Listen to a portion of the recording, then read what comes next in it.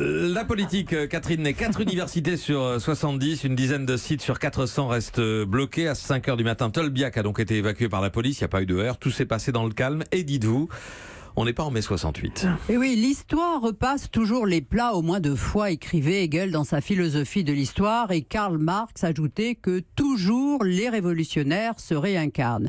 Mai 68, qui a bien failli faire tomber le régime gaulliste, hante depuis longtemps Mélenchon qui lui rêve de faire chuter Macron. Alors 50 ans plus tard, suractif sur tous les fronts, il s'est jeté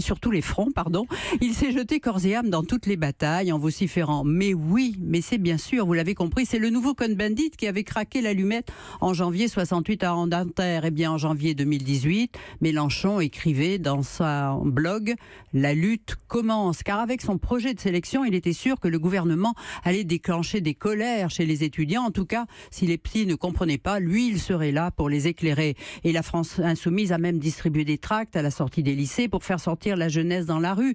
1 million, le grand déferlement. Là encore, il en rêvait, mais ça n'a pas marché. Alors la France insoumise encourage les blocages dans les universités. On a vu le député Coquerel très très actif à Tolbiac. D'ailleurs, au slogan, on a compris que c'était souvent sur place plus un combat politique avec des slogans comme démission Macron qu'une contestation de Parcoursup. Jean-Luc Mélenchon qui prenait de haut les syndicats, il est un peu redescendu. Et oui, parce que quand on rêve de grève générale, on a quand même besoin d'eux. Il vaut mieux converger avec eux. Et samedi à Marseille, les CGTistes étaient nombreux dans la mobilisation qu'il avait initiée. Ils défilaient encore ensemble jeudi et on voyait bien que Mélenchon jubilé. La convergence, oui, mais pas trop, parce que pas question d'alliance avec quiconque. Mélenchon demeure sur une ligne indépendantiste. Il veut fédérer le peuple derrière lui, comme s'il était la gauche à lui tout seul. Ça sera quand même pas facile. C'est un rêve difficile à atteindre. Macron en force, manif en baisse, c'est le titre de Libération, oui. Je crois, ce matin. Oui. Après plusieurs semaines de mobilisation, les luttes peinent à converger. Voilà, c'est souffle face à la flexibilité de l'exécutif. Le président ne lâche rien. Dimanche soir, il disait ne pas croire à la coagulation des mécontentements, mais apparemment, pour l'instant, sa fermeté ne lui est pas revenue en boomerang, puisque selon un sondage BVA de ce matin, il connaîtrait un regain de popularité. Et 52% des Français se disent aussi favorables à la sélection. Mais on voit bien, néanmoins, que le conflit à la SNCF sera difficile à régler, que les foyers de contestation ne refroidissent pas, mais c'est vrai qu'au moins, le 1er mai, les syndicats ne défileront pas ensemble.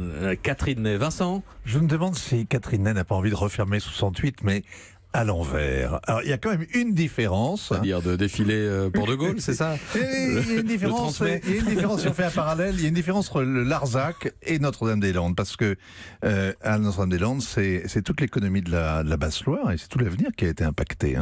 Oui, mais j'en ai pas parlé ce matin, j'ai parlé de l'université. Non, mais Vincent, lui, avait envie de parler de Notre-Dame-des-Landes. Voilà. Oui, C'est une région qu'il connaît bien.